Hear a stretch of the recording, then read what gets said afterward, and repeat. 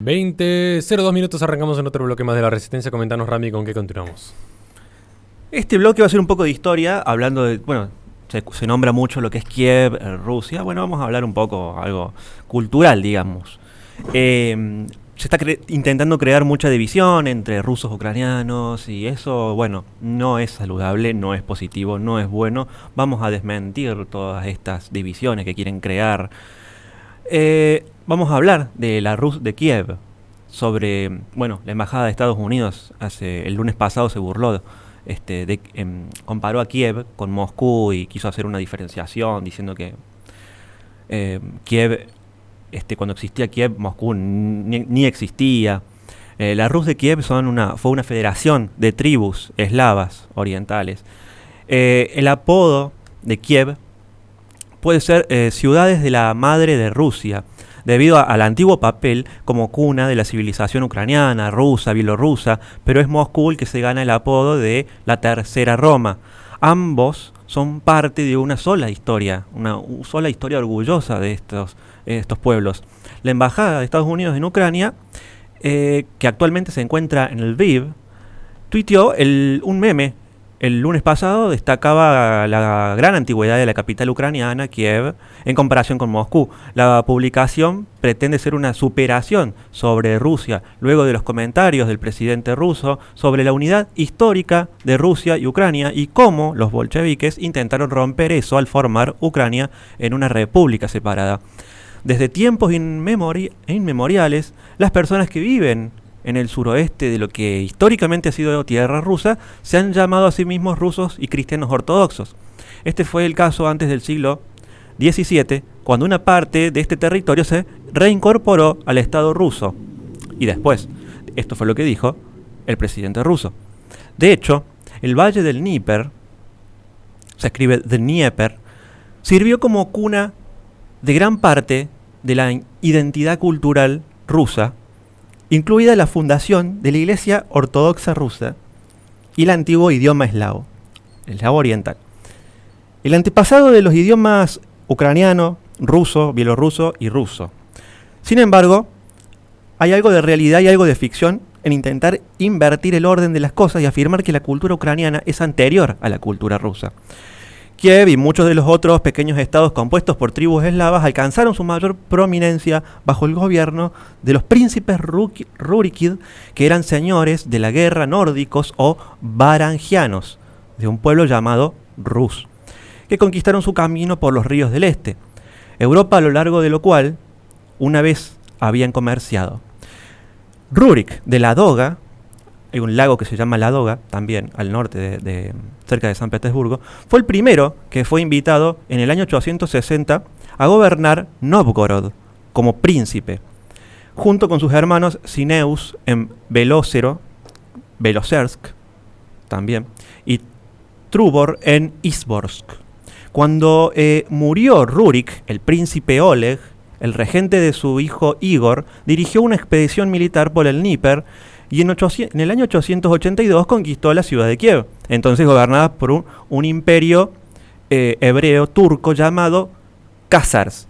Oleg proclamó a Kiev como la madre de las ciudades de la Rus y la convirtió en su nueva capital. Más tarde, Oleg sitió Constantinopla, la capital del imperio bizantino, y aunque no logró capturar a la metrópolis, el ataque despertó la conciencia del emperador sobre la Rus y envió misioneros para tratar de convertirlos al cristianismo ortodoxo. Aunque Olga de Kiev, la primera mujer gobernante del imperio, se convirtió a la ortodoxia durante una visita a Constantinopla en la década del año 950.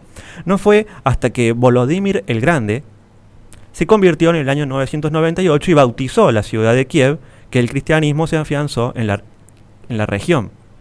Según la leyenda, Volodymyr consultó con líderes religiosos cristianos, hebreos y musulmanes acerca de cada una de sus religiones antes de tomar su decisión, pero finalmente rechazó las dos últimas, hebreo y musulmanes. Que Volodymyr, quien ordenó la construcción de la iglesia de la Dormición de la Virgen en el año 996, que menciona el tuit de la Embajada de Estados Unidos, También pudo haber ordenado la construcción de la Catedral de Santa Sofía en el año 1011, aunque también pudo haber sido Yaroslav el Sabio, de quien se dice que construyó la iglesia para conmemorar su victoria sobre los pechenegos, un pueblo turco nómada de la estepa póntica, en lo que es hoy el sur y el este de Ucrania. Luego, el nieto de Yaroslav, Vsevolod I, estableció el monasterio Vidubiji en 1070, aunque fue parcialmente reconstruido en el siglo XVII en estilo barroco ucraniano. El sucesor de Vsevolod es Sviatopolk II de Kiev, quien construyó el monasterio de las cúpulas doradas de San Miguel en 1108, cerca de la Catedral de Santa Sofía.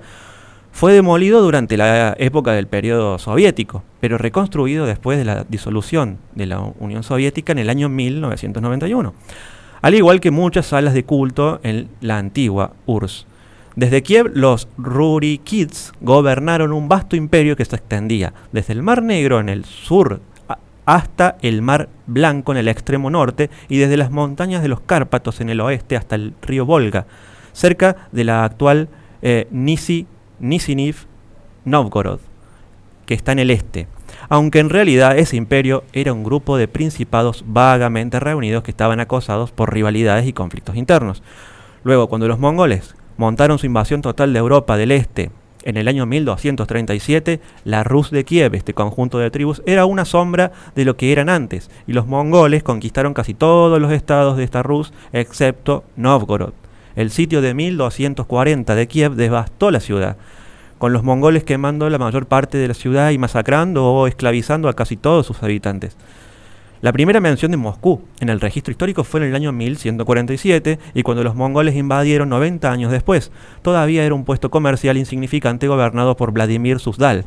Sin embargo, pronto cayó bajo el gobierno de Alexander Nevsky, el infame príncipe de Novgorod, quien usó su relación amistosa con la Horda de Oro de Mongolia para ganar nombramientos como el Gran Príncipe de Vladimir y más tarde incluso de Kiev. El hijo de Alejandro, Daniel, heredó Moscú, que disfrutó de una estabilidad política única cuando los principados de otras Rus se desmoronaron, y se hizo rico y poderoso después de ganar una importante concesión de la Horda de Oro para ser el único recaudador de impuestos de los principados de otras Rus. Para 1480 Moscú había reunido un reino lo suficientemente fuerte como para enfrentarse a los ejércitos mongoles y ganar.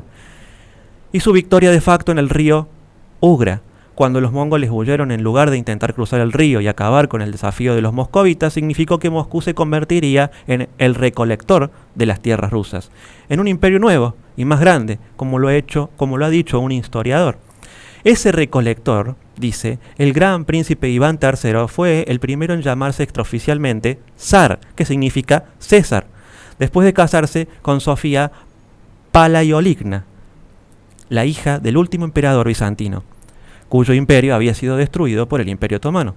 En 1492, el patriarca metropolitano de Moscú, Zósimo, declaró a Iván el nuevo zar Constantino de la nueva ciudad de Constantino, o sea, Moscú. Y el resto es historia, como dicen ellos siempre.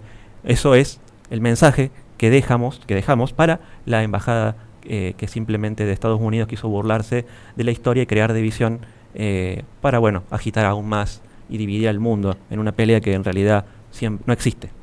Le recordamos a la gente que este programa se transmite por twitch.tv/resistencia, posteriormente sobre el canal de YouTube de la Resistencia Radio, donde en la descripción de los videos tienen nuestras redes sociales para que se comuniquen con nosotros en caso de que quieran colaborar con este espacio. Vamos a un corte y enseguida volvemos con más Resistencia.